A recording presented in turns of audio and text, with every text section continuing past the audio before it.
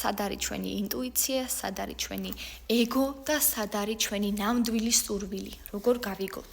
ინტუიციას არ სჭირდება ფიქრი, ინტუიცია არის, როცა რაღაც სიტუაციაში ხარ, ანუ უნდა გააკეთო და ეგრევე მოდის პასუხი. და ინტუიცია ხანდახან ვიცი, რომ ბევრს გადაარჩენს, მაგრამ ასე ვიცი, რომ ძალიან ბევრს ინტუიციამ ხელი მიკრა, ასე ვთქვათ. ეგო არის ის, სადაც ჩვენ უყურებთ ჩვენს თავს ძალიან აღმატებულად ხდებით, ანუ რაც ხარ, ოკეი, მაგრამ ძალიან აღმატებულად უყურებ ჩვენს თავს და ჩვენს ეგოს ძალიან არ მოწონს, როცა არ ვართ სწორი ყველაფერში, როცა არ ვართ სხვაზე უკეთესი, როცა გამოჩნდება კონკურენტი, დამცირებულად თუ იგრძნობს თავს და როგორ გავიგოთ მაშინ რა არის ჩვენი ნამდვილი სურვილი? რა არის და უნდა დაჭდე, დაფიქრდე და მოძებნო პასუხი იმაზე, რომ აი რაც სურვილი გაქვს ხო?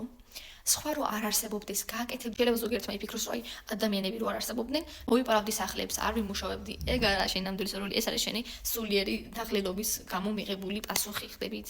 იმიტომ რომ ადამიანს რომელსაც უნდა არაფრის კეთება, ანუ დაღლილია და მენტალურად დაღლილია და სულიერად დაღლილია. იმიტომ რომ არაფრის გამო არაფრის კეთება არ გვინდა ხდებით, ანუ რაღაც ხდება, რომ აი ძალიან ვართ დაძაბული, ან ვიკავებთ ჩვენს თავს.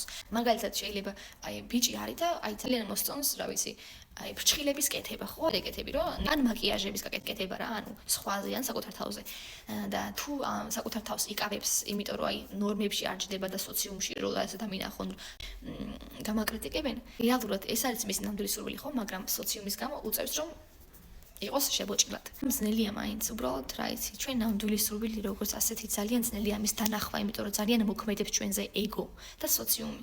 იმიტომ რომ სოციუმში თუ ნორმა არის ეს, შენ თუ გაქვს რაღაცნაირად სხვანაირი ნორმები, სხვანაირი სურვილები, შენს თავს ბოჭავ და ზოგიერთი იმ დონეზე ბოჭავს საკუთარ თავს, რომ ვეღარც ამჩნევენ და ვეღარც დაინახავენ რა არის ნამდვილი სურვილი, იმიტომ რომ იმ დონეზე წლებია, რომ ჩაახრჩე შენი სურვილი, რომ ვეღარც კი ხედავ.